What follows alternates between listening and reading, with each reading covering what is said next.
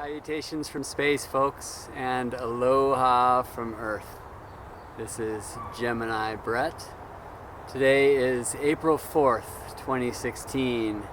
I'm coming to you live from West Seattle's Lincoln Park at 6:42 p.m. with an Aries sun setting and the 5th degree of Libra on the rise.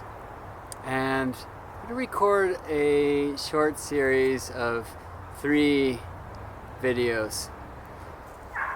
One about the many retrograde planets that will be activated for us very soon.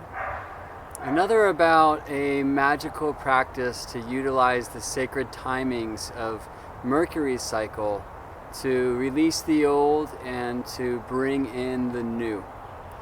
And finally, a short video about how the current and coming Mercury cycle is participating with Venus's cycle. Decided to record from right here. Yesterday I was out recording a reading, and I just wander when I do that thing, and I came to this patch of trillium in the forest. It's a very special plant, trillium. And being focused as I am right now on Mercury, Hermes Trismegistus, thrice great, whose number is 3. Retrogrades 3 times a year for 3 weeks a time. I just loved coming across this trillium because the trillium has 3 leaves, 3 petals, 3 stamens. Thrice great, you see. And the trillium, being a beautiful flower amongst many other things, really brings that essence of Venus in as well. And right now I'm very focused on this kind of merging and participation of the Mercurial and Venusian energies, both at this time. It's also a signature in my own celestial song, or my birth chart. So it's wonderful to be sitting here. Unfortunately, we'll hear some car sounds and some barking dogs apparently amongst the birds and the trees. And I'll be here for a little bit, but I will finish this most likely at home where I can bring in some charts. Alright, so first of all, the many retrogrades. Saturn recently retrograded on March 25th, 2016. Joining Jupiter, who's been retrograde since January 8th. Jupiter in Virgo, Saturn in Sagittarius. On April 17th, Mars will station retrograde. The next day, April 18th, Pluto will station retrograde. And then Mercury will station retrograde on April 28th. So Jupiter retrograde in Virgo, Saturn retrograde in Sagittarius, Mars retrograde in Sagittarius. His retrograde will take him back to Scorpio. He says as the fairies' foghorn blows. Pluto retrograde in Capricorn, and Mercury retrograde in Taurus. So Jupiter in Virgo, Pluto in Capricorn, Mercury in Taurus. 3 of these 5 retrogrades being in the earth signs, and Mars and Saturn in the fire of Sagittarius. So 3 earth signs, in a sense the grand earth trine, which will be certainly activated between Virgo Jupiter, Capricorn Pluto, and Taurus Mercury more than once during this current trip. What does it mean to have so many planets retrograde? In a sense, more planets retrograde than moving direct. This is not a totally uncommon thing, but I think more importantly for me and what I can bring in is how we can work with this magically. May astrology always be an art of empowerment rather than a science of fatalistic lockdown, as it seems too often to come forth as. And Mercury retrograde is an amazing example of that.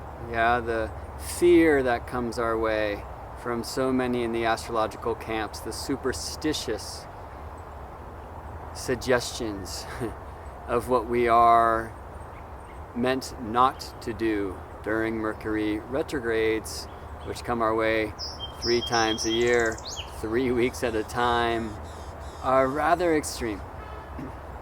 And what about Mars retrograde and Saturn and Jupiter and Pluto retrograde? Less discussed.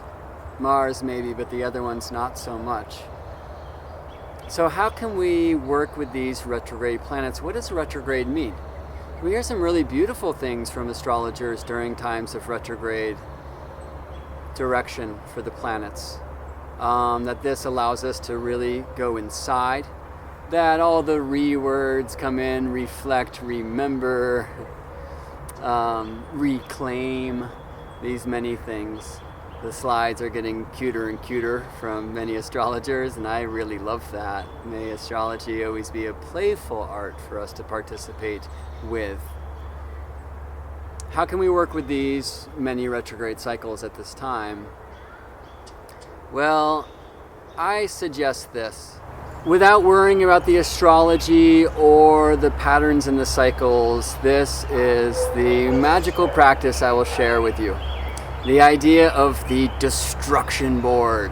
All right, so most of us have heard about the vision board, something that really seemed to come through in community after that movie, The Secret. Right, The Secret came in. This idea of a vision board, of collaging, painting, some way artistically creating a vision of what it is that you choose to manifest into your life's experience. What is it that you want to paint on the canvas of your life, your great masterpiece at this time? And the idea is to create a collage, create a painting, something in this way that you will then have to visually see each day. Put it in some place that you are every day, on the dashboard if you're a driver, near the bathroom sink, in the bedroom, whatever it may be.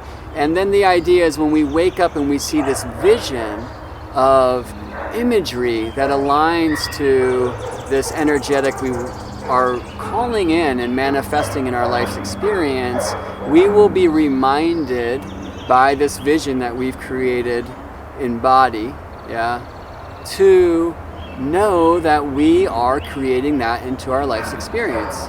It's a very brilliant practice. It's something that I often encourage clients to engage with, especially during a Jupiter transit, because Jupiter really opens windows of opportunities. But something that we can do anytime, and it's a very profound practice. So the vision board, or the creation board, is that concept,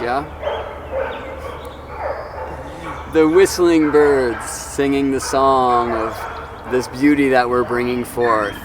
And then the yelping dog barking about what it is we are leaving behind. Isn't it typically the case that we are more familiar with what we are ready to release than even we are of what we are bringing forth, or what we want to align ourselves to? And see, my feeling is that that's not a bad thing, and that that's something that we should utilize in our creative process. Now, destruction and creation, you see, they are absolute bedmates, intimately connected. Shiva is a wonderful energy to speak with about this, And actually, there's that wonderful story of Kali Ma, who was manifested, who came forth to destroy, to take care of some business when the demons were taking over, and she did the job, but then she was just out of control, and she was going to destroy all of creation. And Shiva knew the only way to stop her was to lie in her path in a state of pure heart and pure consciousness. And he did. And we know that image, that moment of time when she has her foot raised above him, the bloody tongue sticking out with the weapons, and the necklace of skulls, and the skirt made of arms that she had cut off these demons, and all of this. But he stayed still in that simple place of pure consciousness, heart, divine will. And she never lowered that foot onto his chest to crush him and take his last breath. Instead, she gently lowered herself for eons of earth-shaking galactic lovemaking, and it was all good.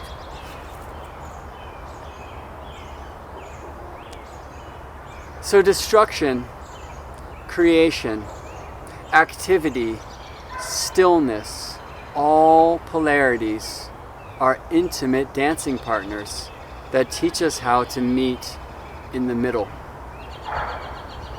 The idea of the destruction board is this.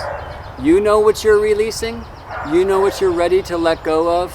Beautiful. Collage that. Paint that. Create that. And then burn it. And in that magical act, you are now composting that old energy into rich soil in which you will plant the seeds of your creations to manifest moving forward, creations of beauty. But here's the trick. Before you burn it, love it. Love it dearly.